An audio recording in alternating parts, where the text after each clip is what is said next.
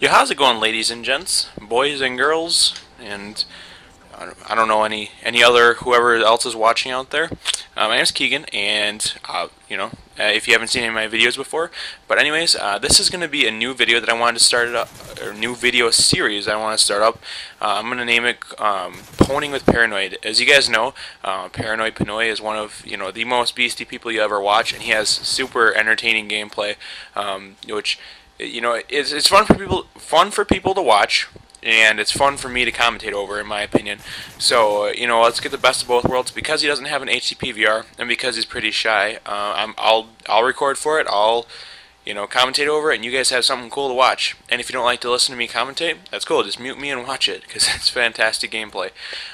Anyways, this might just be strictly dedicated to him if he has enough videos or enough people liking on the videos for him to do that, or we could probably mix in a couple different of our beastie game people, like Elite Shooter, Ramblin' Wreck, and that Untamed Skills kid. He's really good too.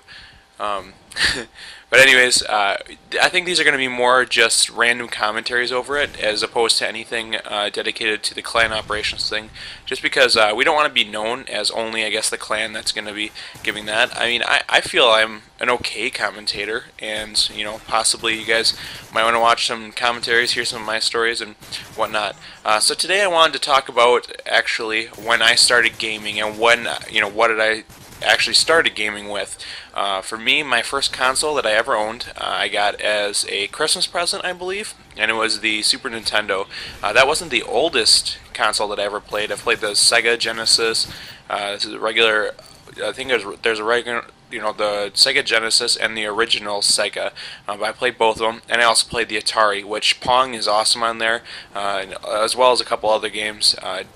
There's the Joust game. That one's pretty fun with you're riding like ostriches. So if you get the chance to ever play an Atari, they're pretty rare now and really, really expensive to get. So if you ever get the chance, by all means do it. It's pretty fun, and just to see how far video gaming has come in just a short amount of time. I mean, really, when you think about the graphics that we have now and the realism in it, it's pretty crazy in comparison to what what our parents or even just our older brothers and sisters have started out on.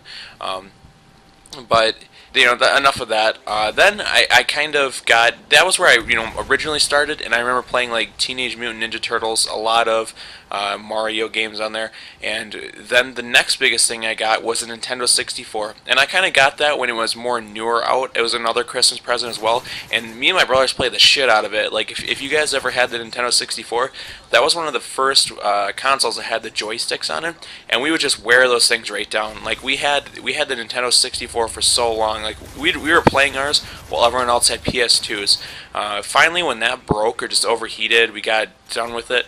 I bought myself a PlayStation, the original PlayStation, and I remember having this being one of the first games that I had shooters on.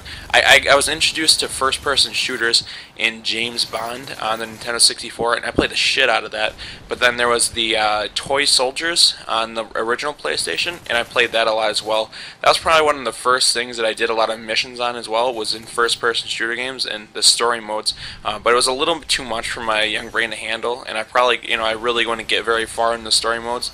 Plus, there wasn't really game-saving data, kind of, with those. You either had to play it all the way through, and if you turned off your system, it wouldn't save it. Now you can like save it to the internet and update your gamer tags and wherever you go in different systems. Now they have that, so it's kind of cool to think about how far gaming has come, and to really see how much of a difference it's made in my life. I've met a lot of cool people through it, and it's just, I don't know, mind-boggling to see where are we going to be with the next console.